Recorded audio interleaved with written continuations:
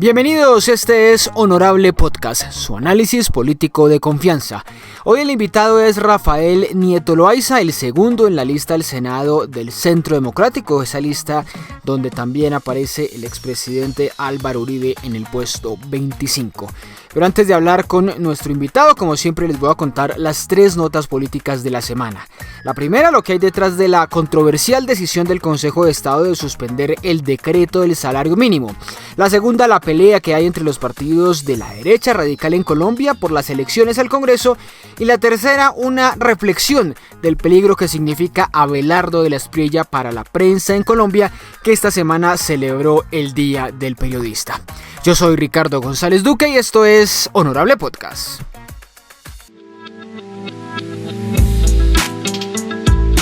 Honorable Podcast, para que hablemos de política con ideas, sin insultos.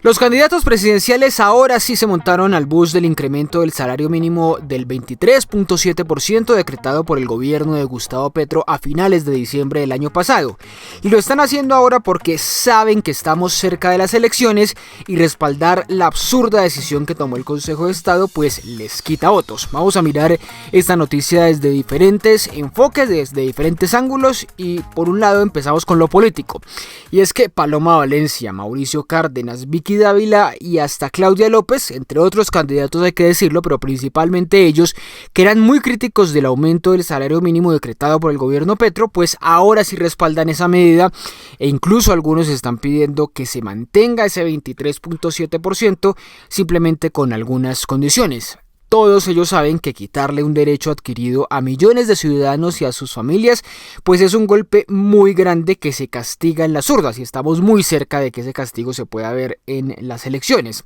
Lo que sí llama la atención es la cobardía del sombrío candidato Abelardo de la Espriella, quien no ha dicho nada sobre esta noticia, esta mega noticia del Consejo de Estado, quizá para no perder votos con los asalariados, pero tampoco para molestar a los empresarios que respalden su campaña.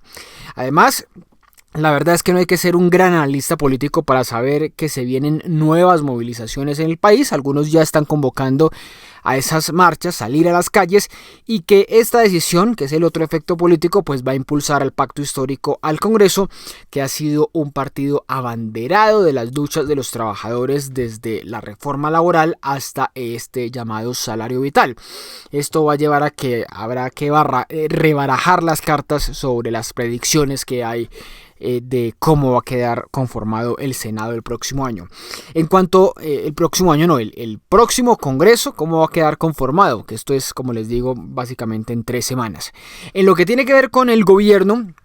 pues el presidente Petro aseguró que el decreto del incremento por ahora sigue en pie, es decir, que los empresarios deben seguir pagando el salario fijado en 2 millones de pesos, incluido allí pues el subsidio de transporte, y para garantizar que así ocurra, desde el Ministerio de Trabajo pues se va a reforzar la vigilancia y la recepción de quejas de los trabajadores. Habrá una nueva mesa de concertación la próxima semana para escuchar a empresarios y sindicatos, esa mesa de concertación que originalmente se hacía durante todo el mes de diciembre, que no tuvo mucho éxito el año pasado, pero la verdad es que no creo que el gobierno vaya a ceder en esta idea de aumentar el 23.7% del salario. Lo que harán desde el gobierno del presidente Petro será buscar más argumentos jurídicos, y los tiene, por ejemplo, con lo que dice la Constitución del salario mínimo vital, todas esas justificaciones y argumentos para decir que el salario debe aumentarse ese 23.7% en el decreto, e incluso según pidió el ministro de Energía pues pueden decretar al final un porcentaje mayor, porque como dice el dicho, al que no quiere caldo se le dan 2 tazas.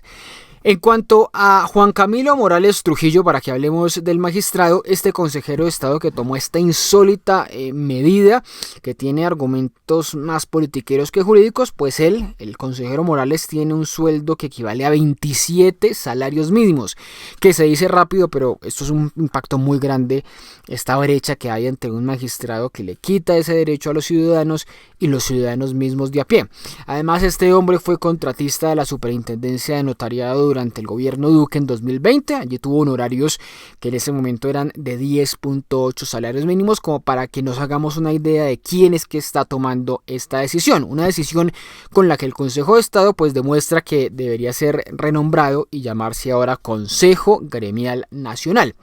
Y hablando justamente de esos gremios empresariales, que es nuestro último enfoque, pues los politiqueros, líderes de estas organizaciones, y recuerden el dato, 25 de los cuales, de esos representantes de los gremios, hicieron parte de gobiernos anteriores, del de Duque, del de Santos, del de Uribe, pues celebran la medida tomada por el Consejo de Estado, que a su vez preocupa a los trabajadores formales más vulnerables. Los gremios dicen defender a esos trabajadores informales, pero lo cierto es que a un personaje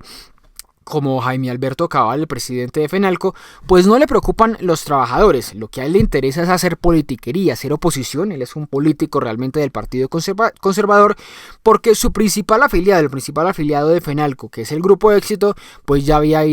dicho que había anunciado que pagaba con gusto el incremento del salario a sus empleados y que eso no iba a llevar a que despidieran a nadie. Hablemos ahora de la pelea de los partidos más radicales de la derecha, que está realmente bien divertida. Por un lado, el Centro Democrático teme que Salvación Nacional y Creemos, el partido del alcalde Federico Gutiérrez de Medellín, pues le vayan a reducir su votación al Congreso. Mientras que la campaña de Abelardo de la Espriella pues pide sabotear la gran consulta para evitar que se crezca la candidata uribista Paloma Valencia. De fondo está lo que les he venido contando en varios episodios, y es que de la Espriella le podría arrebatar a Uribe ese liderazgo que tiene en la derecha. Y es que en las elecciones al Congreso el Centro Democrático, que había representado hasta ahora a la derecha más radical, pues tiene a estos dos competidores. Uno es Salvación Nacional, hablemos un poquito de esa historia de ese partido, que fue fundado por Álvaro Gómez Hurtado como disidencia del Partido Conservador, un partido que había desaparecido por temas de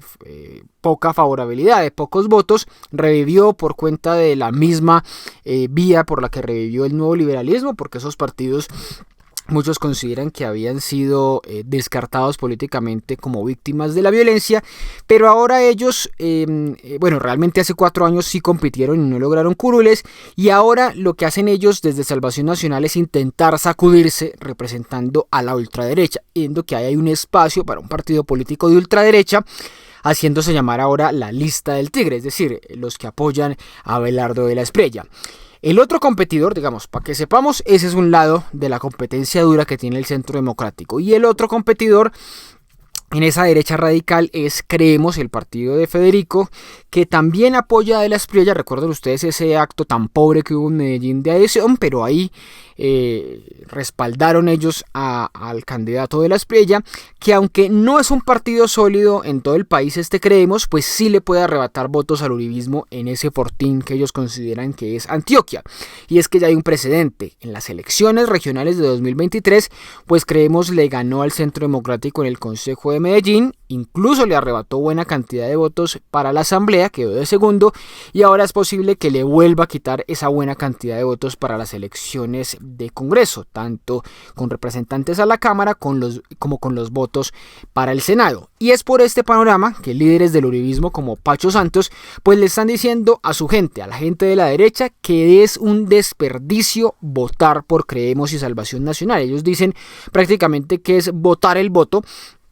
él y muchos uribistas, porque consideran que son partidos estos dos que no van a alcanzar el umbral, por lo que el único efecto que tendrían sería dividir a la derecha. Es que recuerden que si estos partidos no tienen un mínimo de votos correspondiente al 3%, pues no ganan ninguna curul. Ahí sí tendrían razón de que esos votos se votarían a la basura. Algunos consideran incluso que los pocos votos que se anticipa puede tener Salvación Nacional el 8 de marzo, pues pueden condenar la candidatura de Abelardo de la Espriella a que se vuelva muy pequeña y demás. Pero eso yo no lo compro tanto, porque los que afirman eso están desconociendo que las elecciones al Congreso son muy diferentes a las de la presidencia. Para ver un ejemplo, simplemente hay que ver lo de Rodolfo Hernández hace 4 años, que no tuvo listas a Senado y a Cámara. Bueno, a Cámara tuvo una lista por ahí en el departamento de Santander, eso fue en el 2022, y aún así llegó a la segunda vuelta a pesar de no haber tenido una lista tan fuerte. Pero Eso es relacionado con el Congreso. Lo que sí tienen temor desde la campaña de Abelardo de la Espriella es que la llamada gran consulta, que se vota también ese día, pues termine siendo muy votada, lo que terminaría impulsando a la muy probable ganadora de esa consulta, que es Paloma Valencia, si logra unir a la centroderecha con el uribismo. Una apuesta grande, pero es la que tienen ellos para llegar fuertes a la segunda vuelta. Y eso que sería un golpe mortal para las aspiraciones del candidato de ultraderecha, porque es claro que sería un golpe porque ellos empiezan a ver que se podría desdibujar a Abelardo después de esa victoria, razón por la cual los abelardistas pues están atacando a la gran consulta, calificándola de santista, diciendo que es la vieja política y llamando a que la gente anule el voto ese día, pues para que no salgan por Paloma Valencia 4 o 5 millones de votos que la vuelvan muy sólida en ese sector de la derecha. Así que está clara la división, está muy clara la división que hay en la derecha entre esa uribista tradicional y la extrema de Abelardo, que intenta abrirse paso. Lo que está por verse será el 8 de marzo, por fortuna. Ese día vamos a ver muchas cosas, por supuesto, pero ese día sin duda el pulso lo va a ganar el uribismo en la elección al Congreso, porque pues tienen una estructura mucho más montada, tienen una historia y un líder político detrás que es Álvaro Uribe, pero de cuántos votos le quiten los otros dos partidos, Salvación y Creemos, y cuánto saque finalmente Paloma Valencia en la consulta, dependerá cuál de esas dos derechas será la que vaya a disputar finalmente la presidencia el 31 de mayo. Y la tercera nota de la semana tiene que ver con el Día del Periodista que celebramos en Colombia esta semana, el 9 de febrero. Y es que los periodistas en el país debemos estar realmente muy alerta porque un eventual gobierno del sombrío abogado Abelardo de la Espriella pues sería el mayor peligro para nosotros. Su matoneo judicial e intimidación contra quienes cuestionamos su pasado pues son suficiente evidencia del riesgo que él está representando. A través de su muy controversial firma de abogados, de la Espriella en los últimos años ha presentado un total de 109 denuncias para intimidar y callar periodistas en el país que se atrevieron a cuestionarlo. Y eso sin contar los cientos de derechos de petición que envió con el mismo objetivo. Por aquí escuchan a alguien que también fue intimidado de esa manera simplemente por hablar de las relaciones del bufete de abogados de Abelardo de la Espriella con el contrabandista Papá Pitufo. Pues su opaca fortuna, sus escandalosas amistades y su estrategia para ejercer el derecho, que según él mismo dice nada tiene que ver con la ética, pues han sido razones suficientes para que varios periodistas hayamos publicado artículos, columnas y videos para intentar visibilizar sus sombras, que son varias. Por eso yo insisto en hablar de él como el sombrío abogado o el sombrío candidato. Y es que estamos advertidos los periodistas de Colombia que con de la Espriella en el poder pues tendríamos un obstáculo más de los que ya hay para el periodismo para poder ejercer ese oficio, que se sumaría por ejemplo a los riesgos de seguridad y al más común de todos, que es a la difícil situación económica que enfrentan los medios y que nos trasladan a nosotros los periodistas. Las denuncias cuando ejercía como abogado y las más recientes declaraciones que ha hecho su campaña como miembros contra medios, como La Silla Vacía, como Cambio y contra columnistas como Daniel Coronel y Ana Bejarano, pues son la prueba clarísima de que de la Espriella no tolera ningún cuestionamiento en su contra. Y a quienes nos atrevemos a hacerlo, pues nos persigue hasta llevarnos a la censura de los jefes o a la autocensura, es decir, no publicar nada para evitarse la fatiga, por decirlo así, del desgaste que implica un proceso judicial contra una oficina de abogados como esa. Así que el destino que nos esperaría los periodistas de Colombia bajo un gobierno ojalá imposible, ojalá no ocurra, de Abelardo de la Espriella, pues podría ser el exilio, que es el mismo destino lamentablemente que han tenido los periodistas en un país como El Salvador de Bukele, que recuerden ustedes es otro referente no solo ideológico sino físico de Abelardo, que se viste y posa igual al aprendiz de dictador salvadoreño. En El Salvador, para que revisemos estos datos que no son paisaje, pues en el último año tuvieron que exiliarse 40 periodistas por atreverse a hacer publicaciones contra Bukele y contra su gobierno, y se reportaron agresiones contra 780 periodistas por parte de agentes del Estado, como policías, soldados e incluso el mismo presidente. Una cifra que, pónganlo bien en el dato, anótenlo bien, que es muy grande, 780 periodistas para un país tan pequeño. En Colombia se registraron 500 agresiones de diferente tipo, incluso en su mayoría de grupos armados ilegales, pero pues la población aquí es muchísimo más grande y tenemos muchos más periodistas. Ojalá, eso sí, que de todo esto que les estoy diciendo tomen nota también los periodistas de medios tradicionales, muchos de ellos muy blandos, muy simpáticos, muy sonrientes, anunciando a los tres vientos felices que van a votar por De la Espriella, porque primero él puede ir por los independientes, por los críticos a él, pero después probablemente pueda seguir con ellos y con sus medios. Y con esto, para ir finalizando, no quiero exculpar al presidente Petro, quien se ha enfrentado y ha ofendido públicamente a través de Twitter, por ejemplo, a periodistas de los medios más poderosos del país. Pero para ser sinceros, durante esta presidencia, durante este gobierno, no ha habido episodios lamentables contra los periodistas como ocurrió en el gobierno Uribe con las chuzadas o como ocurrió en el gobierno de Duque con los perfilamientos. Además, hay un dato que favorece a este gobierno actual, y es que el índice de libertad de prensa, que mide 180 países, pues muestra un importante avance en los últimos años en Colombia. Duque dejó al país en el puesto 145 y Petro lo subió durante el gobierno Petro, no necesariamente por Petro, pues ese indicador subió al puesto 115, una mejora de 30 puntos como vemos, pero eso no implica que en el país no tengamos o no persistan esos retos de seguridad y condiciones económicas y laborales dignas de las que les hablaba ahora para los periodistas. Honorable Podcast es producido por Ricardo González Duque. En @RicardoGonDuque en TikTok, Instagram, Facebook, Twitter y YouTube pueden encontrar noticias, opinión y análisis político.